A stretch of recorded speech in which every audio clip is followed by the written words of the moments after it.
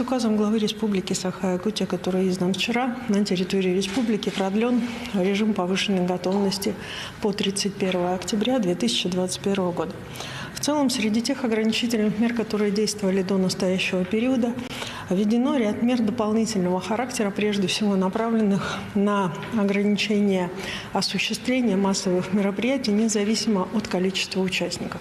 В связи с чем необходимо обратить внимание, что учреждения культуры, объекты спорта для населения продолжают работать в тех условиях, которые определены для них с точки зрения санитарно-эпидемиологических норм по своим планам. Необходимо обратить внимание также, что не менее 50% работников тех организаций, которые не относятся, работники которых не относятся к лицам, для которых введена обязательная вакцинация, рекомендуется не менее 50% работников перевести на дистанционную форму работы. Кроме того, на настоящий момент в связи с ухудшением ситуации, связанным с увеличением количества беременных будущих мам, кормящих мам, соответственно, среди заболевших новой коронавирусной инфекцией, главой Республики Саха-Якутия в целях их защиты рекомендуется перевод беременных без учета срока беременности на дистанционную форму работы. Уважаемые жители Республики Саха-Якутия, принятые и обозначенные указом главы Республики Саха-Якутия меры направлены прежде всего для того, чтобы было достаточно легче, проще, спокойнее и уверенно работать нашим медицинским учреждениям и защитить вас всех от новой коронавирусной инфекции. На территории республики за сегодняшний день зарегистрировано 215 случаев новой коронавирусной инфекции, 59% из них, 137 случаев, зафиксировано в городе Якутске. 13 случаев, самое большое количество случаев, зарегистрировано среди улусов в Мегино-Кангаласском улусе.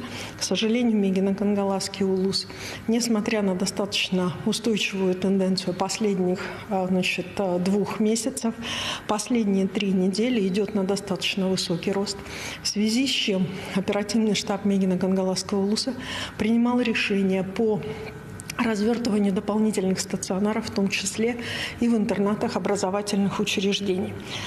Необходимо обратить внимание, что сложной является обстановка в Амгинском, Вилюйском улусе, где зарегистрировано по 7 случаев. Практически во всех случаях, а во всех улусах республики зарегистрировано от 1 до 6 случаев по данным Управления Роспотребнадзора республики. Чистыми без ковида на настоящий момент остаются лишь только северные улусы республики. Необходимо обращать внимание на необходимость соблюдения всех норм. Но самое главное, на что я хочу обратить внимание, это сегодня внутрисемейные очаги. Для Якутии характерны большие семьи, и, соответственно, при том, если болеет один человек, то, соответственно, болеет и практически вся семья. Необходимо обратить внимание, что на особом контроле у нас Крес-Хаджай Тамбонского улуса, в котором непосредственно есть ситуация в школьном интернате. На настоящий момент дети находятся на обследовании. И, соответственно, все учреждения здравоохранения работают при контроле и мониторинге свободного коечного фонда и лекарственных средств в наличии. При возникновении вопросов по коечному фонду лекарственных средств в наличии прошу обращаться на горячую линию Минздрава Республики. Спасибо. Это был брифинг оперативного штаба по COVID-19, а мы продолжаем.